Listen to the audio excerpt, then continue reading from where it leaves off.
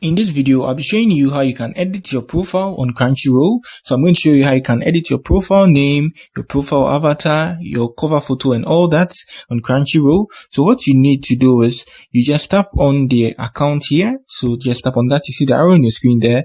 After tapping on that, what you need to do is just tap on the pencil you see there on your profile. And now you can see your profile name here. You can change it to any of your choice. So the name of our channel is K-Bro. And let's do it something like this. Good. I've not spelled it well, but then I think it's okay. And now let's do it same thing here. This time let's spell it well. Yeah, and let's add 1, 2, 3. Yeah, and now let's tap on the save to save it. So we just tap on that.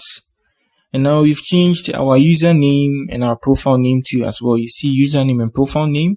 So the change of avatar, tap on the avatar here. You have a lot of avatars here. If you're a female, you can select a female anime. If you're a male, you can and you can also be sliding to select any of your choice.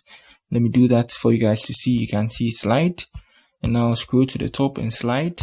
Scroll to the top. If you want an animal, a cat, you can slide. Yeah. So that's it on how you change the anime or your avatar.